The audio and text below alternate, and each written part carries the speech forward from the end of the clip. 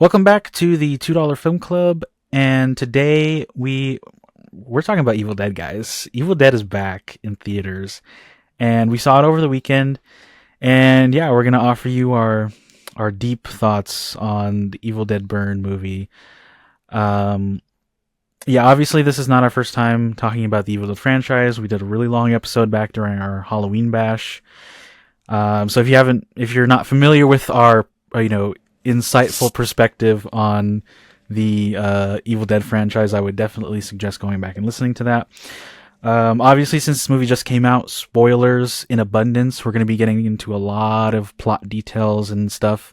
So if you have not seen this movie, please go watch it and come back later. We'll still be here and we'll still appreciate, your view and everything. Also, don't forget, we are on Spotify and Apple Music as well as on YouTube. If you want to see our ugly mugs every time we do one of these episodes, you can watch us on YouTube or you can listen to us on YouTube Music. And also, we just got started with our Instagram, so if you want to go ahead and follow us over there as well, we'd really appreciate that. I think we have about 6 or 7 posts there now. They're just, short clips from the podcast. So yeah, be sure to head over there and without that said, let's get into it. I don't really know where to begin. I know I tried looking up like some stuff about the making of this movie. I didn't find a lot, and I didn't have a lot of time to do it either. I feel like a lot of this movie has been like kind of hush hush though. Yeah. Like even just from like when they announced it, it felt like they announced the movie to it's completed and we're about to show you guys a trailer. Yeah, the same thing with like Evil Dead Wrath. I mean, we've obviously heard a lot more about Evil Dead Wrath, like, since they announced that it was done shooting. Yeah, they shot them back to back too, right? I don't know that they shot him back to back. Or at least that's what I think. I mean, if it's done shooting, I can't imagine them not shooting it back to back. Which let me see. Is interesting after watching the movie. So it took place between February 21st and May 30th, 2026, and Evil Dead Burn shot July 22nd through October 17th, 2025. So no, they weren't shot like at the same time. Okay, so they took a 2-month break and they're like, let's get back at it. It wasn't a 2-month break. Wait, you said January of this year, right? Oh no, you said March or February. February. So it was okay, 3 months. A good okay. Anyways, I only say it like that because of how much we have to wait for this next one. When is it supposed to come out? April, May of 2028. Ooh. Yeah, that's what I'm saying. Like, bro, it's not April 7th, 2028. That's interesting. That's what I'm saying. I wonder it's why not it's like going to take that long. Yeah, I don't know why they're waiting a whole almost 2 years to release it, especially like if they're gonna go so much out of their way to shoot them so close together. I don't know. It makes me nervous about the next one in terms of like the quality, but who knows? It's also a different creative team. Yeah, I mean, obviously, all of these movies since Army of Darkness have been done by a different creative team. Like, obviously, and actually, sorry, before we get into that real quick, I do want to mention that. So when we're referring to 2 of the movies in particular, if I'm saying Evil Dead, I'm referring to the 2013 remake by Fede Alvarez. If I am saying The Evil Dead with the article at the beginning, then I'm referring to the 1981 original, just so that there's no confusion with that. All you illiterate fucks. Obviously, Evil Dead was done by Fede Alvarez. I mean, all of them have still been like produced by Sam Raimi and Robert Tapert and all that.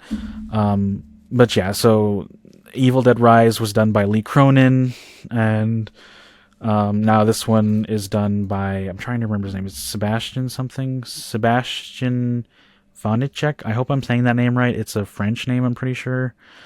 But yeah, if I don't know if anyone's familiar with his work. I think he did a French film called Infested, which is why they gave him this movie, because I think Sam Raimi really liked that. But yeah. Yeah, I don't really know how to. I feel like I've been saying this a lot recently. Like, start this conversation in the sense because I guess I'll like. I feel like I'm gonna be like one of those YouTubers that always have to split their videos up into like their likes and dislike columns. Oh, And like I don't have a lot of like huge dislikes. A lot that's more. surprising. More of the things are questionable to me. I find myself like coming to terms with. The only true thing coming out of this movie that I didn't like was the characters and the family dynamic. And you laugh at me now, bitch, but I'm telling you, it's like I'm my laughing least at you favorite. for a specific reason. Why? Do you want me to get into that, or do you want to keep No, get into it, bitch. that you did and didn't No, get into it. You want to fight? All right, me no, I'm already? okay. So, real quickly before I get into this, I just want to say, obviously, a lot of this is in jest. I'm not, I whether or not you or anyone else likes or dislikes this movie is not going to change my view of the movie, and obviously, it's not going to change, Oh, dude, anything you're personal. preparing either. for maximum But- gaslighting right now. It's not I already gaslighting. The know only one that's where this gaslighting is here is going. you, bro.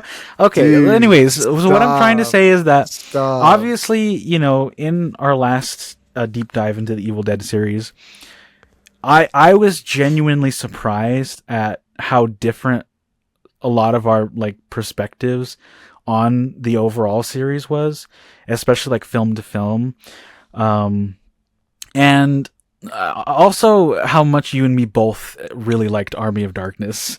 I think that's hilarious because I think that one is a 50-50 chance on whether or not the fandom either really, really likes it or really, really hates it.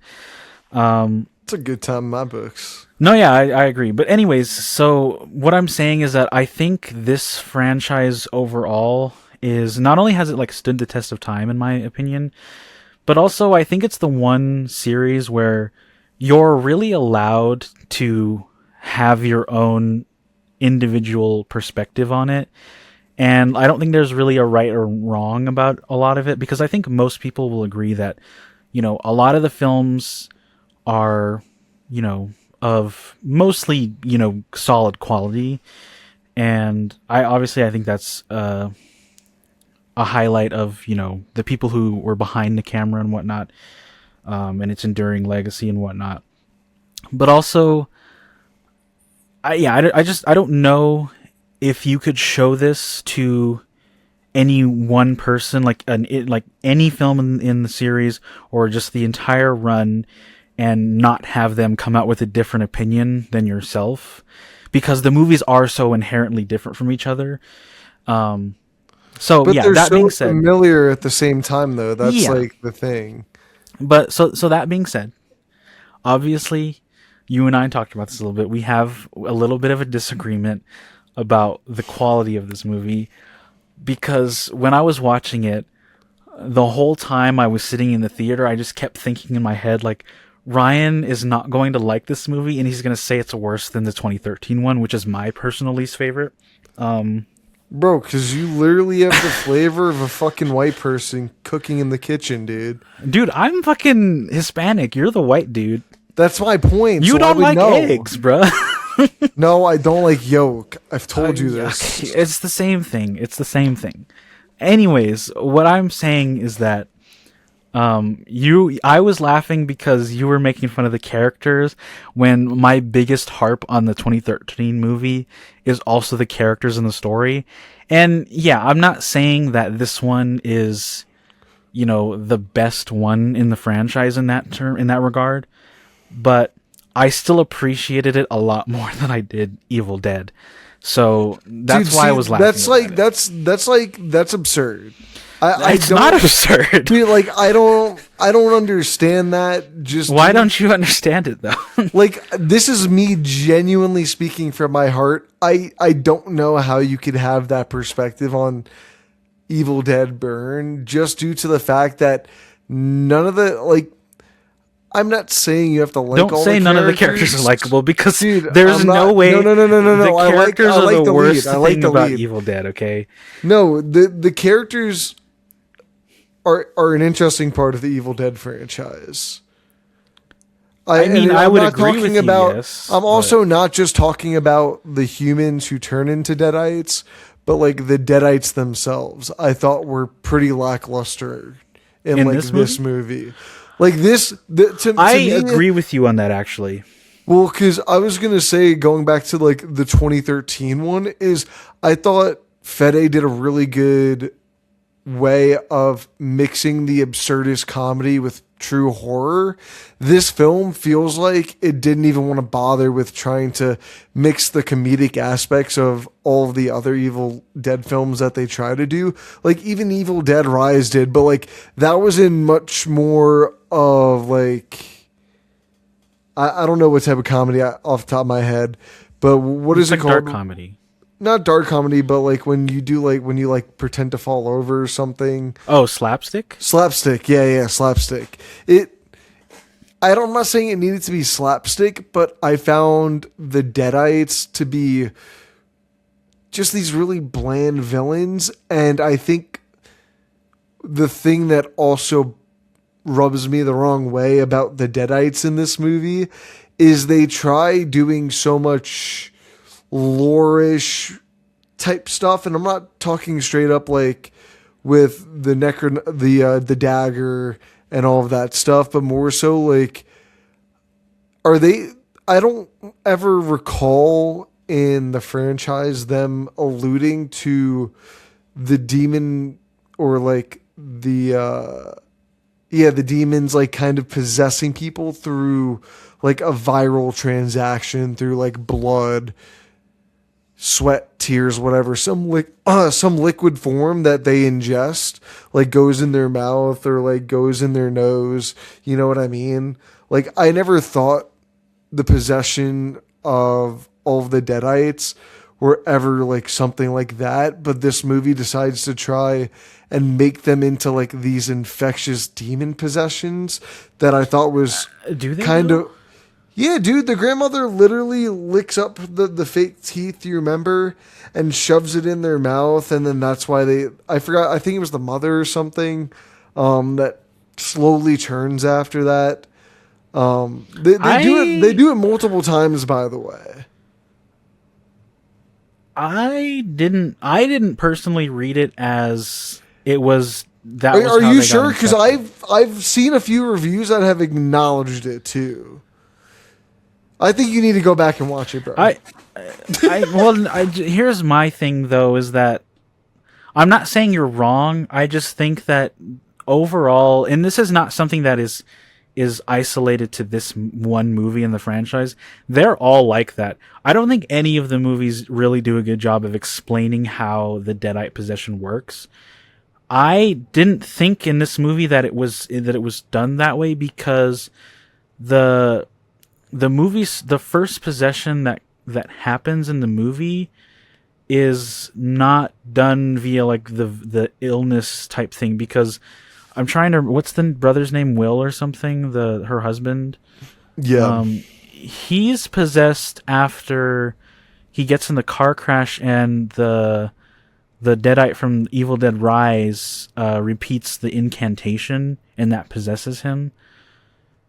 So I'm not saying that one is exactly how it works, but to me it didn't feel as if he was hammering down the point of like, oh, this is how possession works in my movie, because it doesn't. It's inconsistent, and we don't really see the only time that I think we kind of directly saw that it was because of one thing was when the father is kissing Susan.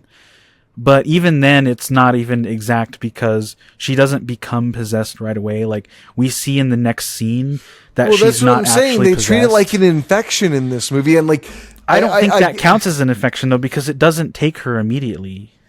I know that's what I'm saying. That's Like what it an does infection in does. It other. doesn't like.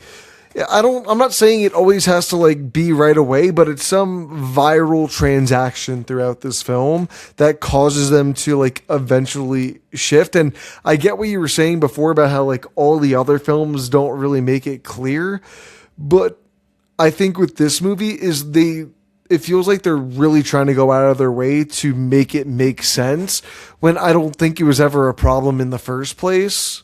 And to me, it always felt like people had a pretty general idea of like, oh, the Deadites are like this demonic force that goes into someone who's typically scared, or back in the original, it's raping her, like all that type of stuff that this film intentionally tries not to do.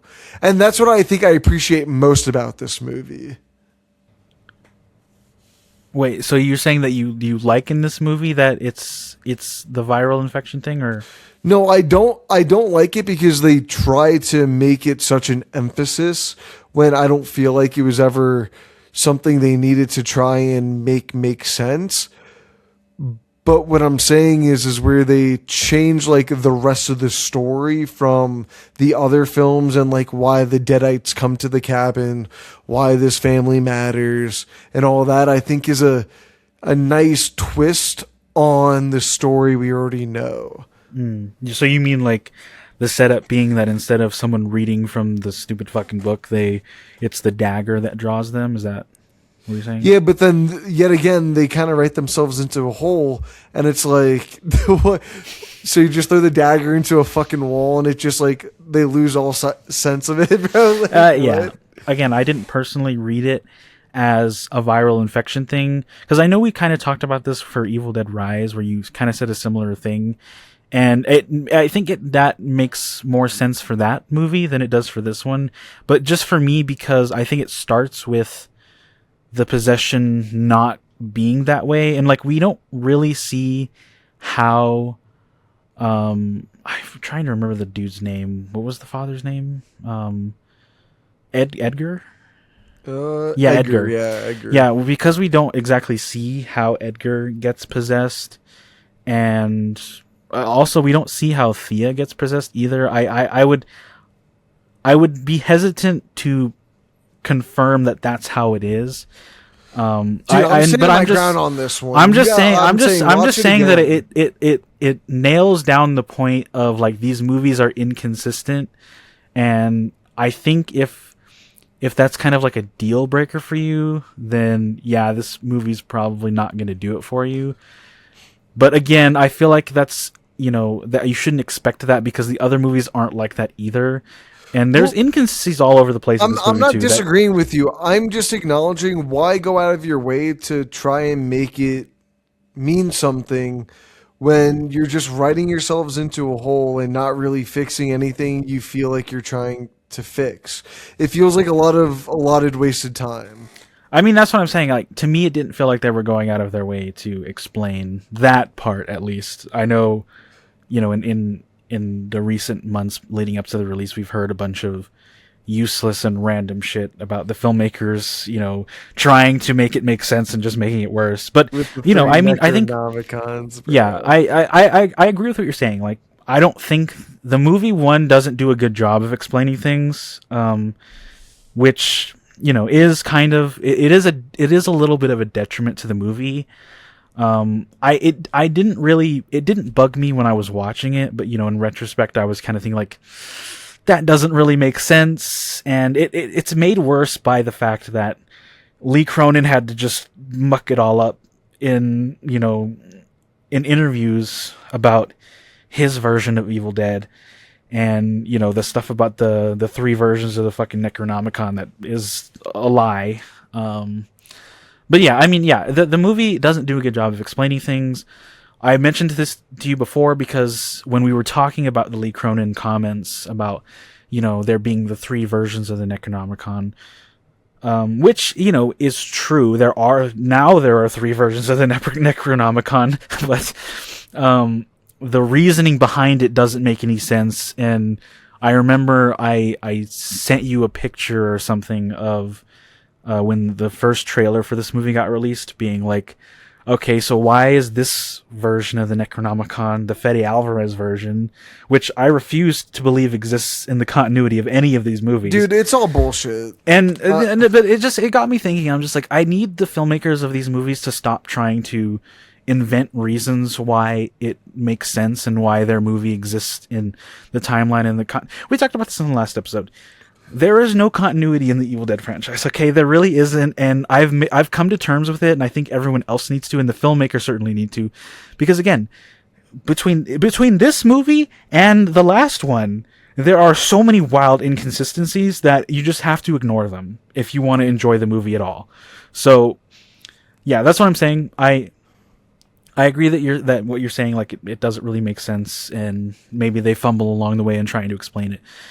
But at this point, I think you just have to ignore it and, move on. Well, I think this goes into like I'd ignore it better if I felt like the scares and like the torture parts of the film were like way more entertaining. Because I don't know if you felt the same, but I felt like a lot of the Deadite bits kind of felt underwhelming outside of the trailer shots.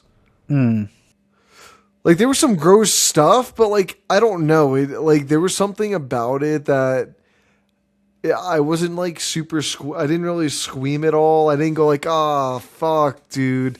Like when you feel it.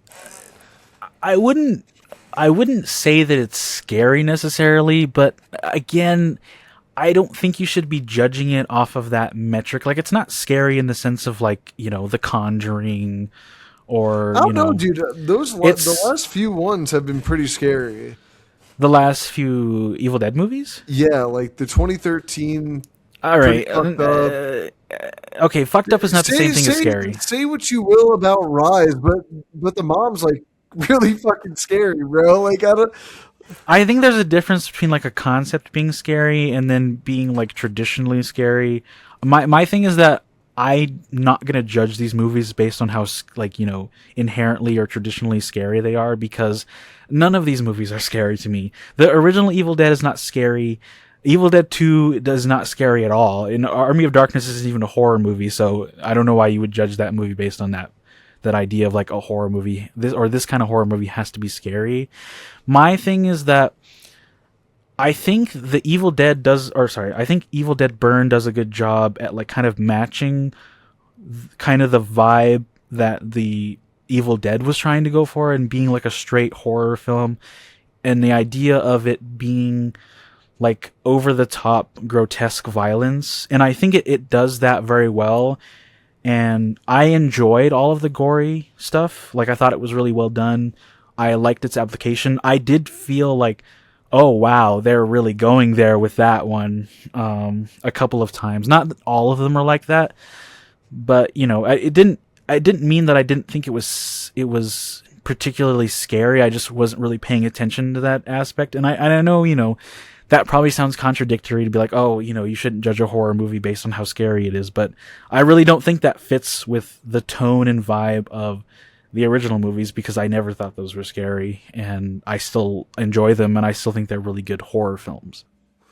Well, the whole idea of them being scary only really just came to fruition in 2013. It's not like it's a creepy horror. Okay, I mean, I don't find that one scary either. It's because I just don't think it's a good movie. In comparison to the other three, it's more of a traditional trust horror. Me, if you want to get into comparisons with with Evil Dead, we can totally do that, but it's gonna be nah, bro. My thing is like overhate that film way too much. I don't overhate that movie. I think it's just kind of whatever. It's like I like the gory aspects in that movie. I thought all that was really well done.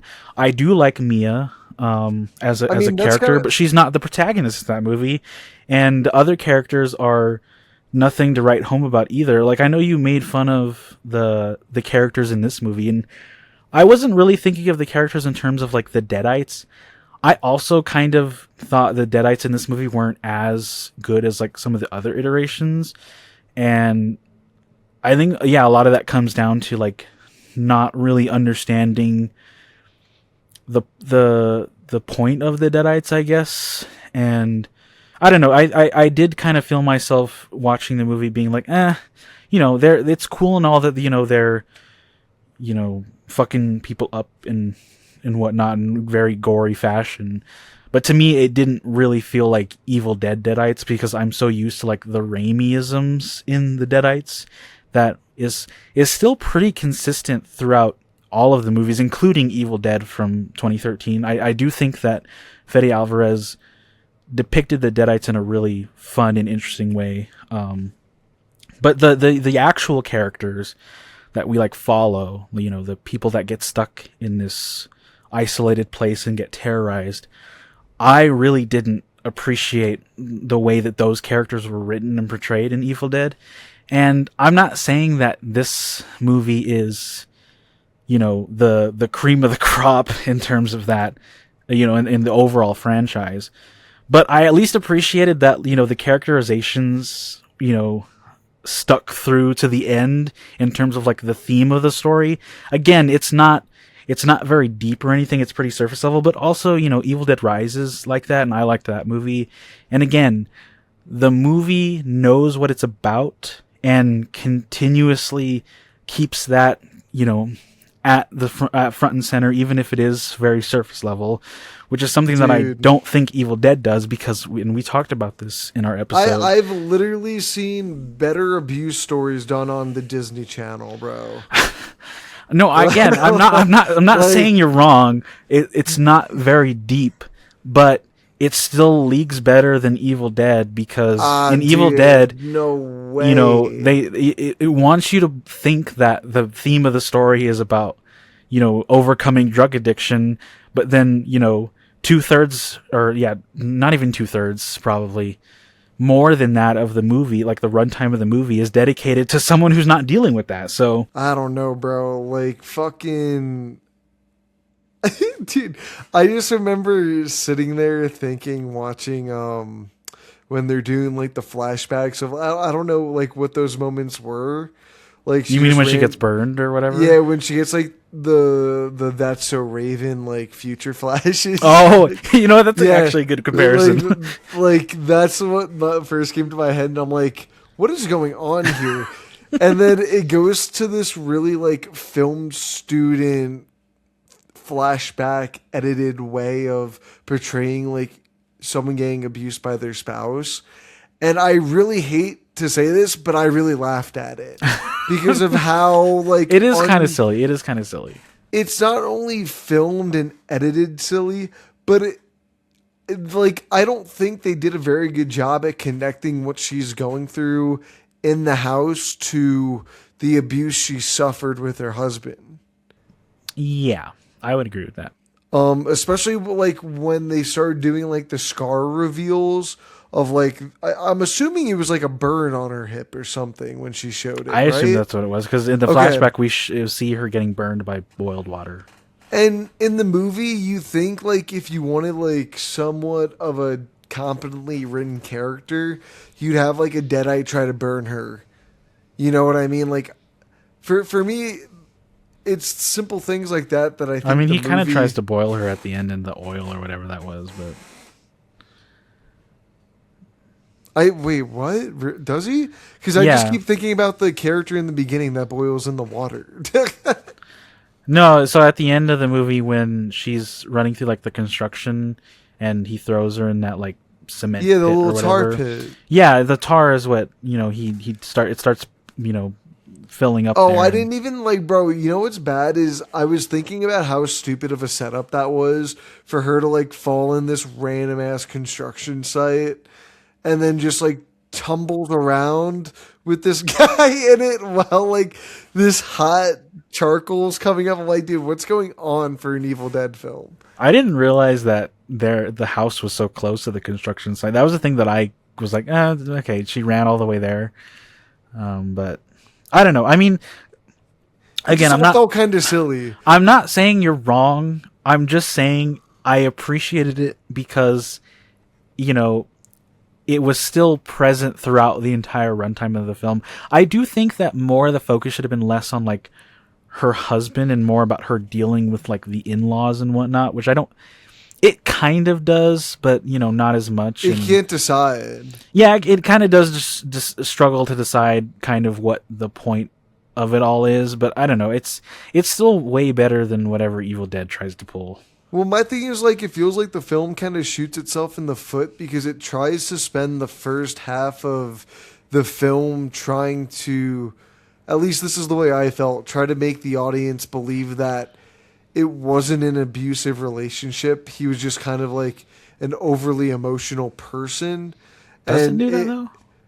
in the beginning, it felt like he was just someone who couldn't control his emotions, but like it was I mean, bordering yeah, on. but that's Well, no, toxic, though. listen. That's what I'm saying, toxic. But like it was trying to make you think like, is this abuse or just like in a toxic relationship type of thing? Because I think read it as both. I read it as just a toxic relationship. At Well, I the mean, because he beginning. grabs her. You know, he gets forceful with her. Yeah, that's what I'm saying. I still think that's them trying to ride the line of getting the audience to like, is this an abusive relationship or a toxic? Because then they go on, like the next time you see like a flashback with them together, it's like him apologizing or something, or him being overly emotional, if I remember correctly, because it's been a few days. But the scenes are so also far and few in between. It's really truly hard to ever get a good sense of their relationship because you're told what their relationship was like by just like the rest of the family, and the only things you ever see are these really bad film student flashbacks. Yeah, Like, I mean, I do think the movie probably would have benefited more from withholding more of that information and actually treating it like a twist. Because you know, for me, I figured to me it was obvious that it was an abusive relationship on, you know, because he was being so toxic. And I got the sense of like the toxic masculinity stuff, and so yeah, it's very easy for me to connect the dots. And then also, you know, he did grab her, so I was like, oh, okay, I see where this is going. But it does kind of treat it as a reveal later, I guess, that she was being abused, even though everyone kind of knew that already. it felt like like an assumption at that point. I do think it probably would have been better to not show the scene at the birthday party in the club, because I mean it doesn't really do anything for me, and It just plays as like a typical relationship argument yeah. that doesn't But push I just like the rest of the abuse story forward. I just mean that it doesn't do anything in terms of like setting up who a lot of the characters are that we either don't get later or doesn't really come back to become important. And I would have appreciated it being just cut out, us just seeing him driving by and hitting the Deadite and getting possessed. And then we fast forward to the funeral, and because you still get a good sense of like the tension in the family of like they don't really like her, and she's just like, I don't want to be here because I know they don't like me, and all of that stuff is good. And yeah, I don't know.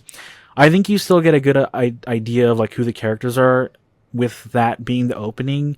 And then yeah, you can slow I think then having more flashbacks would make the other flashbacks feel a little less silly and irrelevant, and also make the reveal hit harder when we find out like, oh, she was being abused. Because it's also a great way of being like, yeah, why is she not crying, like her husband's dead? Like we can clearly tell that she's like upset, but you know, it's a point of an argument where like they're you know, talking about her and being like, oh, you're not a good wife. And I feel like that would have been an interesting thing for us as the audience to have in the back of our heads, being like, something feels off, instead of us just already being like, oh, I know what the deal is with this. I don't think it helps me too much either that it feels like all of the family. I know this is intentional before you say it, but it just bothers me that selfish? yeah, they're all just kind of him, the husband, in like different characters, and they all do things that benefit themselves first, and they all just, everyone but the one brother just really doesn't like what's her name? Alice. Alice, yeah. And it's never really explored. It's just them not thinking she's been a good enough wife to him. I mean, yeah, I would agree with that. Like, I think it was enough for me in terms of like enjoying the movie, but I do think it could have been a deeper exploration. And also, I kind of thought that it was gonna go for like a race thing, and then it didn't. And I feel like that also would have benefited. Like they mention like in her in being Susan's French a few eulogy, times. she mentions like he had a thing for French food, and then he brought home a French wife. And I kind in the back of my head, I was like, that was a weird comment, and I was expecting them to play more with the idea of them not liking that she was French, and it also would be a really interesting juxtaposition with the idea of, because obviously you get a good sense of like a traditional American family from them. You've got, the patriarchal father who doesn't think that one of the sons is worth anything because he's kind of a pussy. And then, his favorite son was Will, who was, successful and all that and whatnot, and yada, yada, yada. And then, the mom who kind of just only cares about, being a mother and whatnot. I think it would have been way more interesting if they played with the idea of like, she doesn't fit into that traditional wifely responsibilities and duties, and the idea that as Americans we have ingrained in our heads about all of that, marriage and family and whatnot, because she doesn't really come from that background.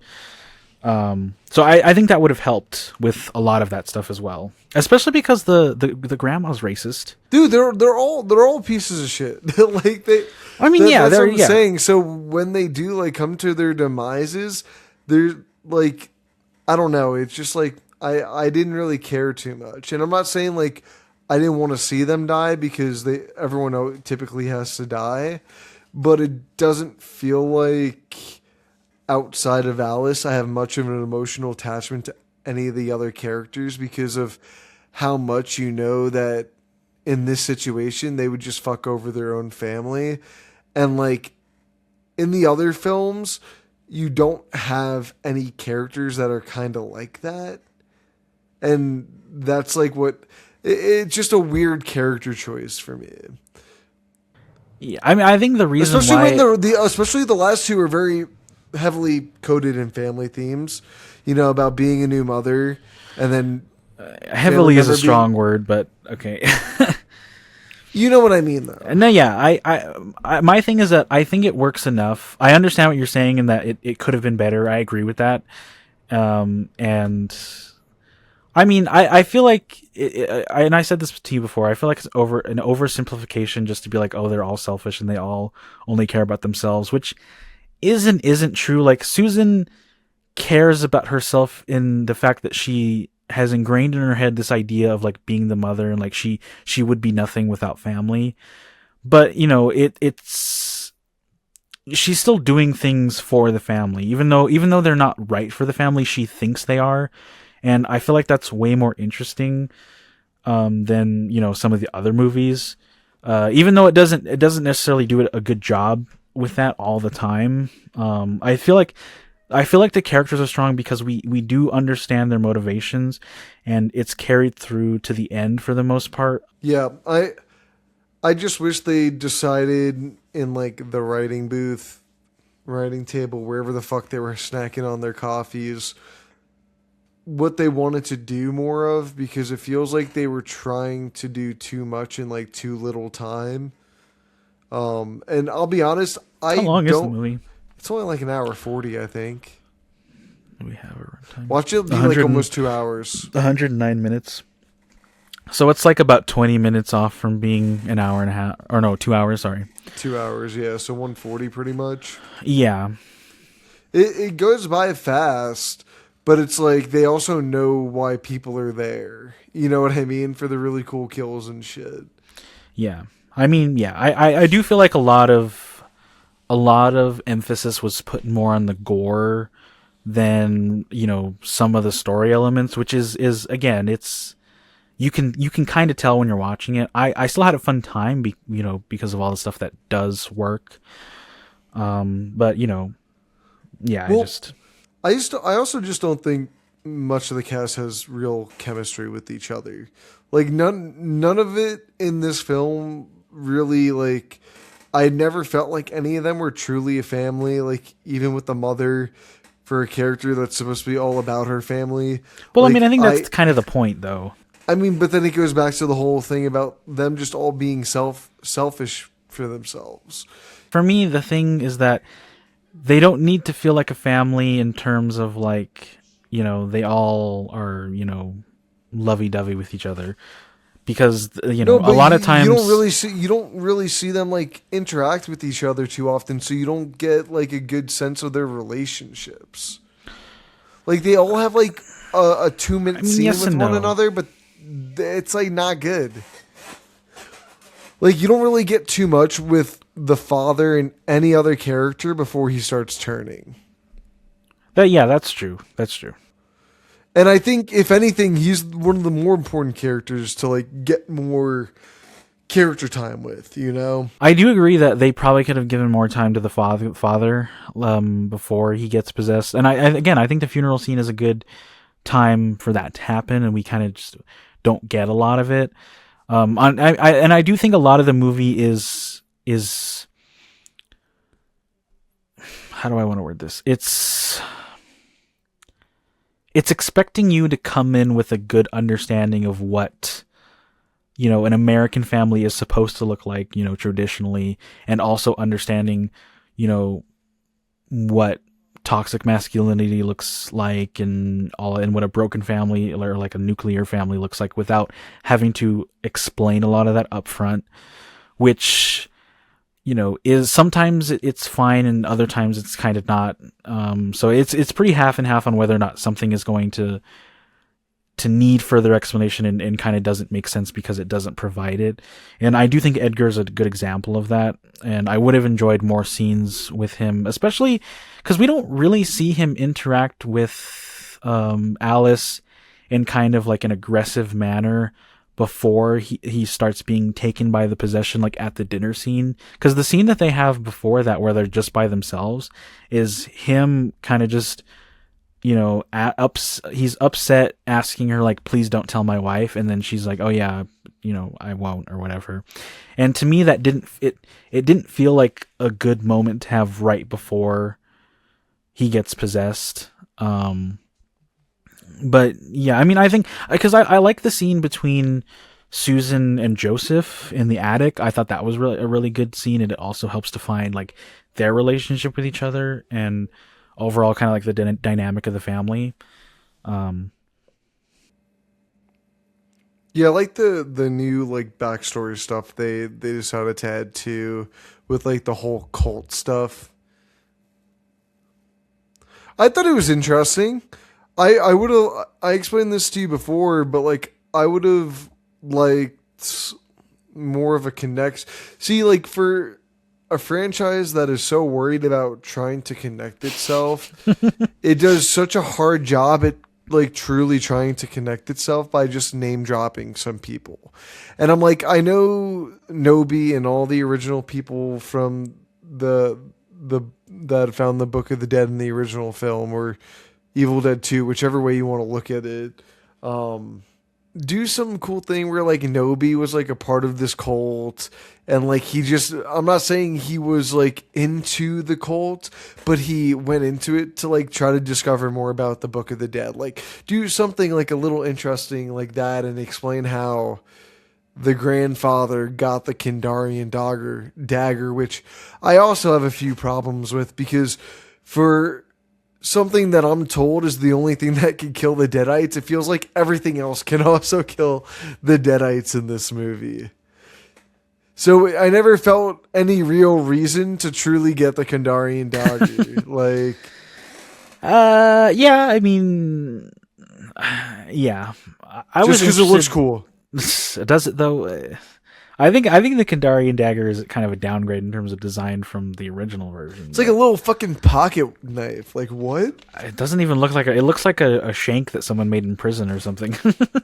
Dude, um, people fucking on Alcatraz can make something deadlier than that. yeah, I understand what you're saying, and I'm a little torn because I know that the setup of this movie relies heavily on like stuff that happened in Evil Dead Rise, simply because like the part of the extended opening scene is us meeting up back with the girl that turns into a deadite in the prologue and epilogue of Evil Dead Rise. And while I appreciate this movie making that scene more important than it was even in its own movie, it also kind of doesn't make sense of like why any of this is happening because again, as I mentioned earlier, the because it's also interesting that this is the only movie in the franchise that doesn't actually feature a physical version of the Necronomicon. What And do you mean? Yes, they do. She does. She starts to read from it. that's not the No. Necronomicon, that's just a journal. Oh, maybe I just mistaken The for the version Necronomicon the then. version of the Necronomicon that this one seems to be, talking about is we're shown a drawing of the Fede Alvarez version, which again doesn't make any fucking sense because this movie relies so heavily on connecting back to its predecessor that you would think that the version of the book that they're talking about would be the one from that movie. And so, it's my thing is, again, I get that it's never going to make sense. I don't necessarily need it to make sense, but I think the other thing is that I need them to stop trying to make it make sense. Like, stop putting it in your movie. Like, if you're not going to commit to making it make sense, then we don't need to have these callbacks to, other movies in the franchise, because clearly you don't care. And I know all of these movies, each one takes different aspects from the previous one and, pulls them into their own sandbox and is like, I'm going to play with these and I'm going to ignore the rest. But it is really annoying, especially in a movie like this where it's like, oh, you kind of have to know that in Evil Dead Rise, this thing happened at the dock on, the river or the lake or wherever they are. And then, for them just to not include anything else from that movie, like, it's just, it feels very surface level of like, oh yeah, this is going to be in this one. And that's why I really don't want them to include like the stuff about the Nobi thing. Like, I know one of the big things with, Dude, just let me be happy. Let me have one thing, please. I don't know. Because, with Evil Dead Wrath, we heard some new things. Obviously, it's going to be a prequel to So they the said. original. I don't remember if is it going to be a prequel Yeah, no, to the I think it's a 1981 version, or is it going to be a No, prequel to the Evil Dead 2? Evil Dead 2, I think. But yeah, I don't think we need to see Nobi related stuff anymore, because I've seen Ash vs. Evil Dead, and while I think they did a good job of including that stuff in like the story arc of like us going back and understanding like some of the Nobi stuff, to me it like Evil Dead 2 explains it. Like, there's nothing left as a mystery. Like, I know that he went to the Kandarian castle and he found the book and he brought it back with him and went on a little retreat with his wife, and he started reading from the book when he shouldn't have, and everyone Yada, fucking yada, yada. died. So there's no room left for explanation. I don't need to see any of that stuff. And Pretty cool. again, I don't think they're going to do a good job of explaining, anything that they bring up, like in trying to connect it to the rest of the franchise. And so I didn't want to see that in this movie particularly. And while I think the movie does a good enough job of not, trying to include all those elements, I think the added lore of the cult doesn't really come into play. And so at the same time, I'm kind of wondering, like, did we really need to like explain that there was a cult and whatnot? Because to me, it really only goes to say like, oh, the grandfather wasn't really an evil dude or a bad guy. And I'm just like, I don't care, because it doesn't come back up. So yeah, I feel like if he was just a shitty father that left his kids, I don't think it really would have mattered, because it doesn't change anything about the story. He still ends up leaving. The fucking dagger is here. The kid finds it, and then they all fucking die. Again, they don't need to explain this shit. It doesn't need to be overly complicated. Yeah, I feel like that goes for a lot of this film. Just like what you were saying before, in the way that, like, why? I think that's the reason why I kind of enjoy the simplicity of this movie more than you probably do, because, again, I don't want it. It doesn't need to be like that. Stop trying to make it more complicated than it already was. So, yeah, I don't know. Yeah, is there anything else you have to add? Or I guess we didn't talk about the end credit scenes, but you didn't really see them. Which I is another saw thing. the leaks videos of them. Like, Did you see both of them, yeah, or just the no, one both. with? I saw Okay, both. I like the mid credit scene because it actually has something to do with the movie, and I'm assuming it's going to set up one of the other ones. But I know it's not Wrath because Wrath takes place in the fucking 1970s or whatever.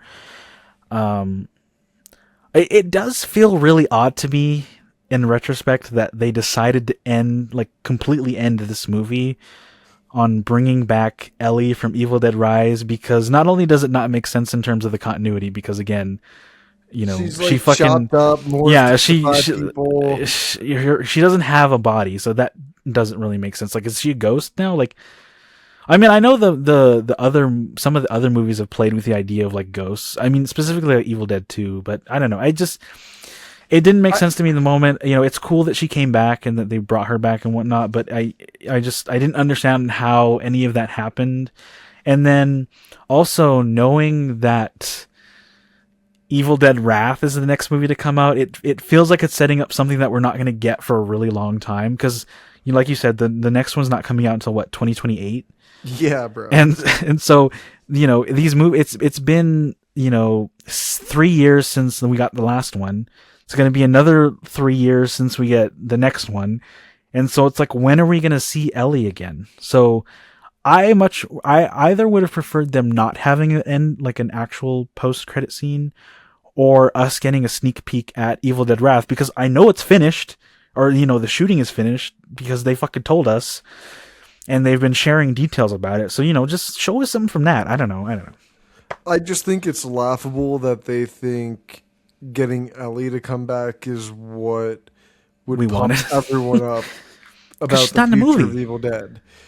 Like, I liked Ellie in the last one, but like, What's it's the not point like, of her character anymore? yeah, like I just don't get the point, the need. There's no want. Like, what is the purpose of this? And that's like kind of just overall how I feel, because Yeah. it feels like another wasted effort for this film for me. And No, like yeah. they just emptied their fucking pants all over the floor and didn't care about cleaning it up. I think that's a good explanation for like the majority of this franchise, but But in particular, this one. yeah, I mean, yeah, I don't know. Yeah. All right, let's get to wrap up. This conversation's too long for this movie. I'm so torn because now I'm thinking that I want to lower my rating. I didn't really give it a high one. I'm trying to think. Let's see. I think I gave it a 2.5. So real quick, we got to add this to the rankings because last time we ranked Oh them. yeah. So Okay, so I give this a 2.5, and like in my rankings, it's the worst. okay. It's at the bottom. Hold on, let me pull up my rankings. I think I'm gonna wait to change my rating until I see it again because I've only seen it the once, and yeah, I'm gonna wait. But it won't go any lower than a 3, is what I'm gonna say. So I gave it a 3.5. And yeah, I mean, I did think it was entertaining, like as a horror film and as an entry in the series.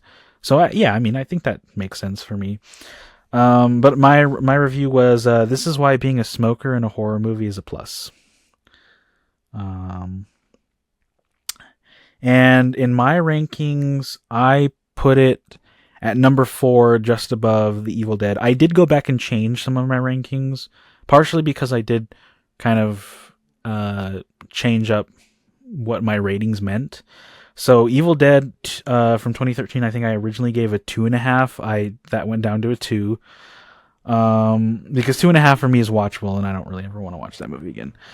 Dude, what a trash fucking opinion, bro. Shut the fuck up.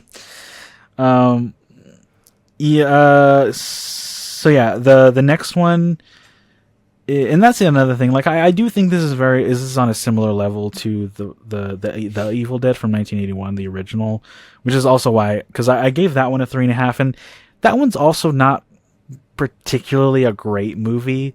like, you can see a lot of the flaws in the filmmaking too because they were so inexperienced, but I like seeing the evolution of them as filmmakers in the film, and I find that really interesting. And I do think a lot of the grotesque moments work, and by the end of it, it wraps up somewhat nicely. And then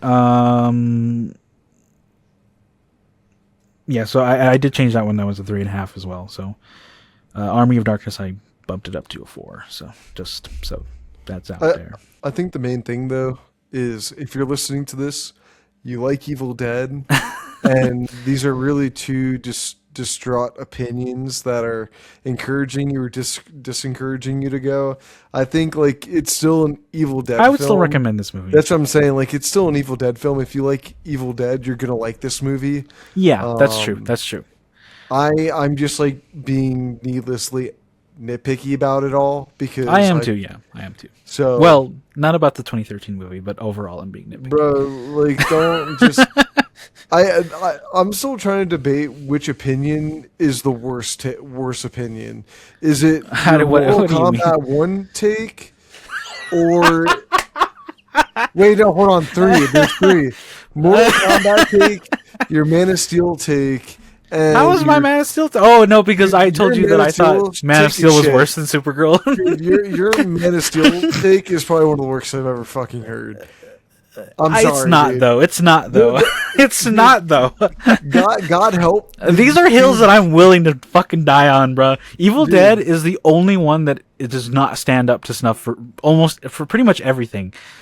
God help the YouTube algorithm the day we talk about Man of Steel. That's all I know. We have talked about I've told you this. We've talked about Man of Steel before. No, but like, dude, we could literally do a 2 fucking hour episode on Man of Steel. Dude, I told you everything that I did not like about Man of Steel, and I even told you that I thought it was. And you're wrong, bro. I thought it was worse, or at best the same level of Superman Returns. At worst, below that.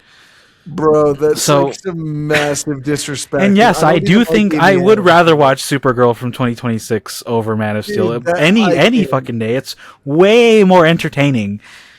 It's at least watchable. Man of Steel isn't really that watchable anymore. It's just, especially in retrospect, having seen all of the movies. Him destroy an entire city is fun. Fuck you.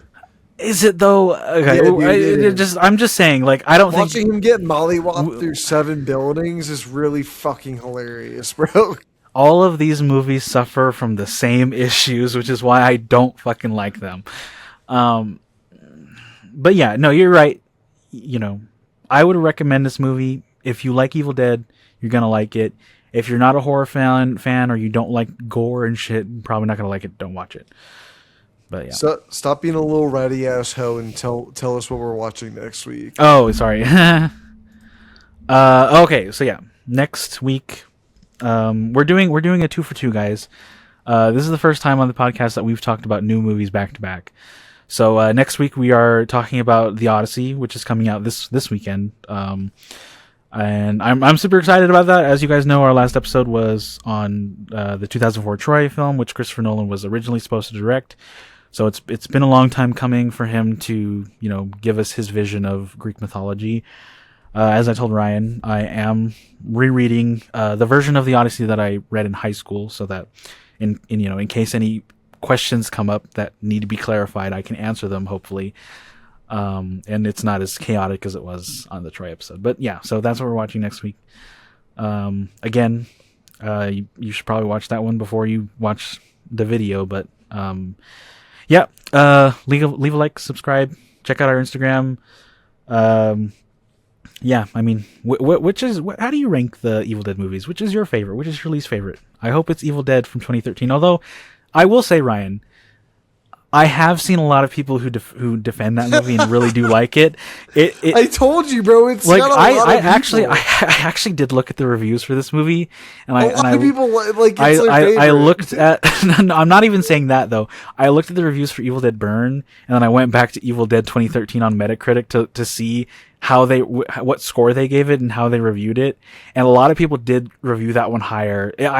On Metacritic, it is slightly scored better by critics than Evil Dead Burn, only slightly, but only slightly. yeah. So I just thought I would mention that real quick because you really like that movie. I think it's not very good, but My case is made, baby. okay. Not a lot of people trust critics anymore. So I just want to say that as well. But yeah, it probably is a little validating, is what I'll say. Oh, it's very validating. I know. All right, we'll see you funky ass hoes on the next one. Peace.